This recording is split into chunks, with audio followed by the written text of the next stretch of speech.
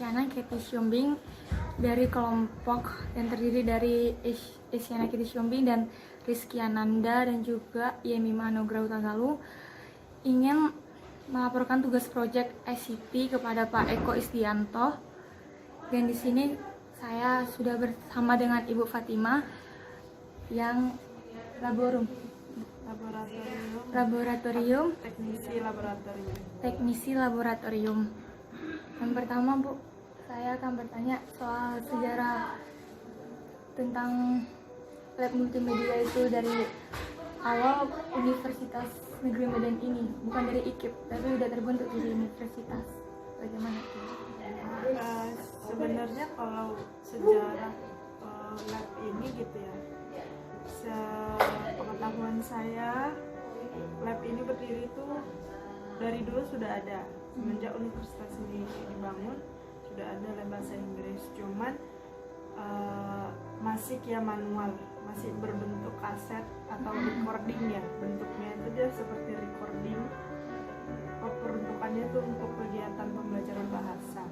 Nah, selanjutnya lab ini bermetamorfosis ya, berubah lah gitu, menjadi lab multimedia pada tahun 2016. Nah, tahun 2016 itu jadilah lab yang sekarang ini, lab A.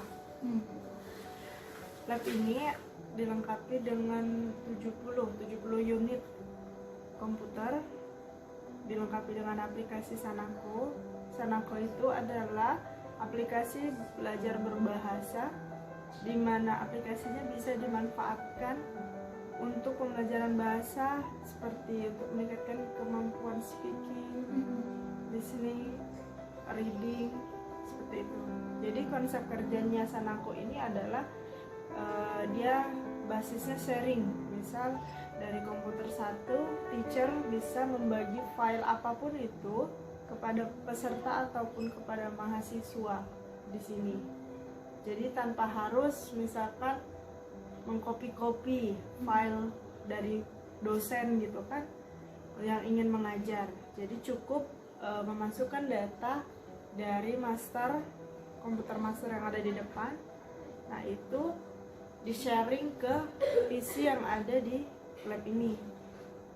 Nah, untuk selanjutnya itu 2020, nah lab ini berkembang lagi. Jadi ada lab B di sebelah. Nah, itu juga dikembangkan lagi sama menggunakan aplikasi Sanako juga.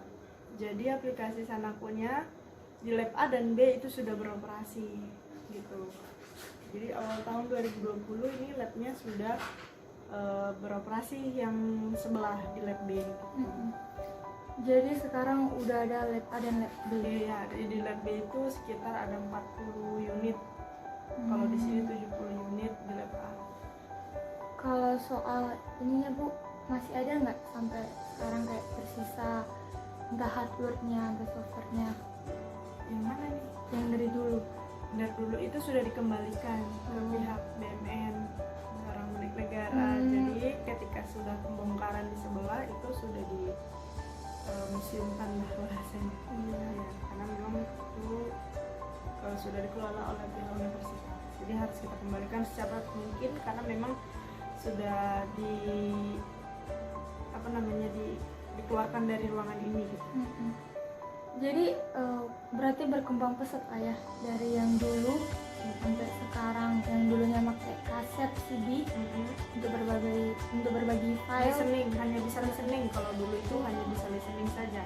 Jadi peruntukannya kayak listening kan. Jadi ada kaset diputar, mahasiswa itu mendengar seperti itu.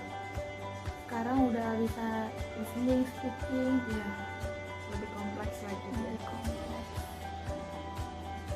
Jadi kalaupun ada mata kuliahan yang lain, misalkan yang lain juga bisa masuk. Yang penting ada unsur bahasanya, maka bisa dimanfaatkan juga di sini. Tapi khusus untuk bahasa pembelajaran bahasa. Jadi ini kayak bebas untuk kunjungi gitu. Bebas, tapi tetap harus ada yang dipatuhi, tetap harus ada izin segala macamnya, administrasi. Jika ada yang ingin menggunakan lab ini, gitu, izin penelitian di sini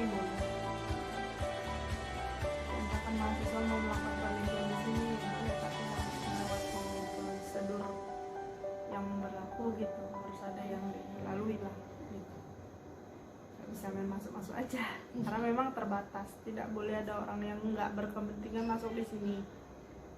Ketika memang ada mata kuliah, mahasiswa pun masuk kemari harus mengikuti aturan, beberapa aturan yang SOP laboratorium yang sudah disepakati oleh jurusan seperti itu. Kalau soal yang kayak perubahannya itu cuma yang terjadi kayak yang perubahan segi gitu aja, yang lainnya ada nggak perubahan yang signifikan lain, Bu? Lebih ke itu software, kan itu kan besar ya, dari yang dulunya serba manual, main dimasukkan kasetnya, sekarang sudah, dan komputernya juga speknya sudah tinggi, udah lumayan tinggi, Core i7, jadi ya sudah ini ya, Core i3 yang di depan baru, jadi itulah yang di sebelah baru Core i7. Oh beda sama yang di sini. Jadi yang di sini lebih kayak yang lebih tinggi dulu speknya gitu. Di sini kok Core i3 speknya udah cukup lumayan lah kalau untuk skala lab bahasa, dan dengan aplikasi yang segitu sudah cukup gitu. Yang di sebelah juga seperti itu gitu. Jadi aplikasi yang digunakan itu tidak bisa, misalkan kayak aplikasi Sanako itu dia tidak bisa, misalkan kalau kita kan ada aplikasi, misalkan aplikasi kita bisa sharing ke yang lain, nah ini tidak bisa, dia khusus. Jadi nggak bisa, misalkan saya berbagi aplikasi Sanako itu ke kamu, tidak bisa. Jadi dia khusus memang, di sini nggak sembarangan bisa di copy aplikasinya, karena dia sudah tersistem. Jadi kalau sampai sekarang lab multimedia ini udah dipakai untuk apa aja gitu? Kegiatan kayak UTBK yang kemarin juga?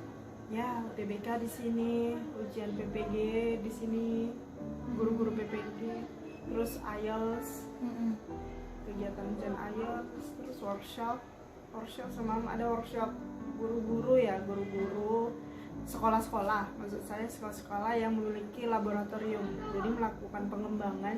Jadi workshopnya itu sifatnya bagaimana guru itu ataupun perwakilan lah dari sekolah ya kan, yang mewakili sekolah itu melihat bagaimana laboratorium di sini bekerja, kayak mana laboratorium bahasa yang benar-benar standarnya internasional. Nah seperti itu. Oke Bu, kayaknya udah cukup kompleks penjelasannya. Ya. Oke, terima kasih untuk Bu Fatimah. Ya. Fatimah atas informasinya soal lab multimedia Fakultas Bahasa Seni. Saya Isyana. Terima kasih. Halo semuanya, saya Rizky Ananda Sinurat. Saya akan membahas lab bahasa FBS Universitas Negeri Medan. Sebagai sarana penunjang sistem akademis, Rektor Universitas Negeri Medan, Dr. Syamsul Gultom SKM, MKes, meresmikan laboratorium bahasa terbaru di FBS Unimed pada hari Rabu 4 Maret 2020. Dengan diresmikannya laboratorium baru tersebut, Unimed sudah memiliki lab bahasa multimedia yang canggih dan representatif berstandar internasional, sehingga dapat digunakan di dalam berbagai kegiatan akademik, seperti pembelajaran, latihan, festival profesional, serta juga untuk kegiatan non-akademik untuk menunjang income generate bagi Unimed. Penggunaannya tidak hanya untuk bahasa Inggris, namun juga untuk bahasa Indonesia dan bahasa asing lainnya, untuk peningkatan kompetensi dosen dan mahasiswa dalam penguasaan bahasa asing. Peresmian ini dihadiri oleh Rektor Unimed Dr. Syamsul Gultom, SKM, MKes, para wakil rektor dan dekan yang ada di lingkungan Unimed, Ketua Senat Unimed Profesor Syawal Gultom, MPD, serta Ketua Jurusan, Kaprodi, Kepala Laboratorium di lingkungan FBS, dan dosen Bahasa dan Sastra Inggris Unimed. Rektor Unimed Dr. Syamsul Gultom, SKM, MKes, mengatakan laboratorium bahasa yang lengkap dan canggih ini merupakan impian bagi sivitas Unimed bersama. Dengan adanya laboratorium bahasa multimedia ini, sarana belajar bahasa bagi dosen dan mahasiswa terpenuhi sehingga menimbulkan rasa nyaman bagi seluruh civitas. Dengan begitu, mahasiswa dan dosen dapat terus meningkatkan kompetensi dalam menjawab tantangan di era 4.0. Kampus yang terus maju harus memiliki sarana belajar yang dapat mendukung pembelajaran, salah satunya ialah laboratorium bahasa. Laboratorium bahasanya juga harus lengkap dan canggih sesuai dengan kemajuan zaman. Dan hal tersebut sudah kita wujudkan di kampus kebanggaan kita, Unimed tercinta. Melalui laboratorium bahasa multimedia ini dapat difungsikan sebaik mungkin dalam kegiatan akademi, yaitu sebagai media belajar bahasa dalam peningkatan kualitas mutu, sumber daya manusia, dosen, dan mahasiswa terkhususnya di bidang bahasa baik, itu bahasa Inggris maupun bahasa asing. Selain untuk peningkatan kompetensi dosen dan mahasiswa, kita juga akan gunakan untuk pengembangan bahasa secara umum, baik untuk pemerintahan maupun masyarakat umum sehingga kita dapat turut andil dalam meningkatkan kualitas SDM yang unggul untuk mewujudkan Indonesia maju, ujar Rektor. Dekan Fakultas Bahasa dan Seni Unimed, Dr. Abdurrahman Adis Putra, M.Hum, menyampaikan dengan diresmikannya laboratorium bahasa Unimed ini menjadi semangat baru untuk kita bersama Sivitas Unimed. Selain itu, harapannya ke depan laboratorium bahasa ini dapat meningkatkan kualitas mahasiswa menjadi lebih baik dan menghasilkan income generate untuk Unimed, khususnya Fakultas Bahasa dan Seni, ujar Dekan FBS. Sekian pembahasan saya tentang FBS Unimed. Hai, aku Yemima Nugraha Tegalung. Sekarang aku akan menjelaskan tentang perubahan hardware yang digunakan di Lab Multimedia Fakultas Bahasa dan Seni Unimed dan juga penambahan software baru di Lab Multimedia Fakultas Bahasa dan Seni Unimed. Yuk kita simak videonya langsung. Pada bulan Juni 2016, sudah dipersiapkan perubahan akan Lab Bahasa Unimed menjadi Lab Multimedia FBS Unimed. Perubahan yang ada berupa penambahan dan pengupgradean unit komputer. Ada 70 unit komputer dengan spesifikasi yang lengkap didukung 12 bahasa. Inggris, Prancis, Jerman, Italia, Rusia, dan lainnya.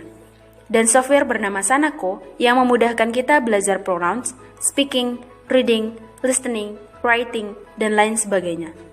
Seluruh unit komputer terhubung dengan internet, sehingga materi pembelajaran dapat diakses melalui website berupa audio, video, online research, online grammar checker, online collaborations, berbagi materi, dan evaluasi hasil kerja mahasiswa. Di dalam lab multimedia, ada 2 metode pembelajaran yang dilakukan. 1.